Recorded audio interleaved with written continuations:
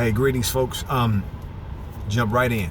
So Jeremiah 29:11 says that God says that I know the plans that I have for you, plans to prosper you, plans not to harm you, to keep you in good health. And a lot of people think about that and they'll say, well, that doesn't mean what you're getting ready to say it means.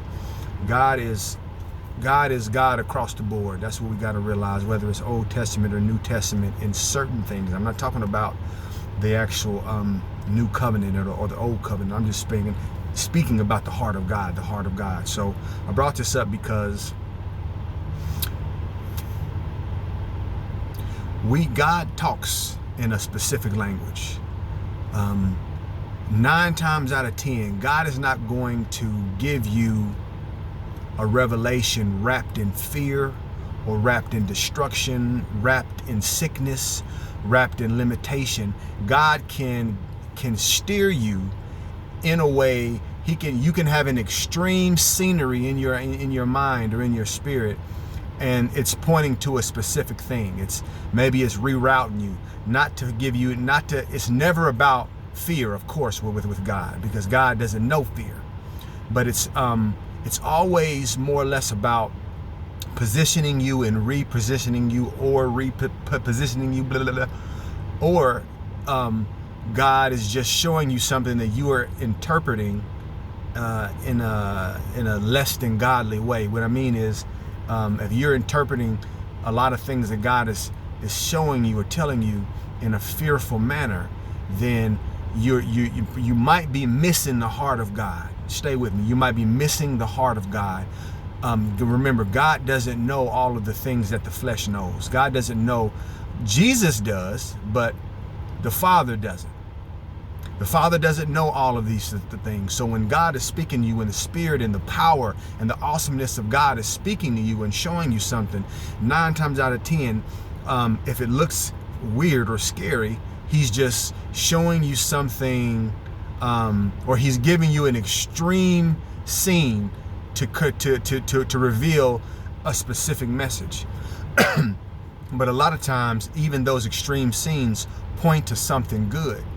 I had a situation that the Lord showed me. It looked like a big heart, and it was the scenery was the background was black, and then I saw an outline like a big heart, and there were these things coming from the heart, these little strings or whatever it was, and I was like, what's that? So I immediately started praying for my heart. Because I'm kind of dealing with certain things, so I started praying for my heart. I'm like, well, God, what are you saying? Then I started thinking about Africa. I said, well, the heart looks like Africa. You know what I mean? But nonetheless, this was last week.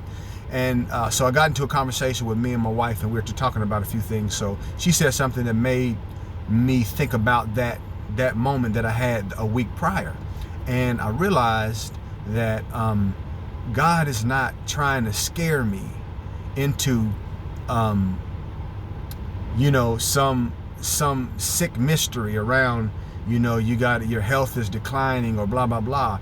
No, God more or less is showing me something specific to my heartstrings, like and the melody of my heart, because those strings, they kind of look like a picture of sound. So I said all that to say, sometimes we will get an idea, we'll get an imagination, an image. Sometimes it's from God, sometimes it's not, but let's just stay with God. And we'll get this image, and we'll immediately go into a particular mode based on what's happening around us, or what we are giving into, per se. Sometimes you can have a lot of things pulling at you, and it's uncomfortable, and then something else comes, and then you just make that something else mean something negative. So God is like, no. I'm just showing you something specific to what I want you to know that's going on with you from the mind and the knowing and the idea and the heart of God. So what I'm saying is, we have to start to get used to recognizing God's heart and God's perspective.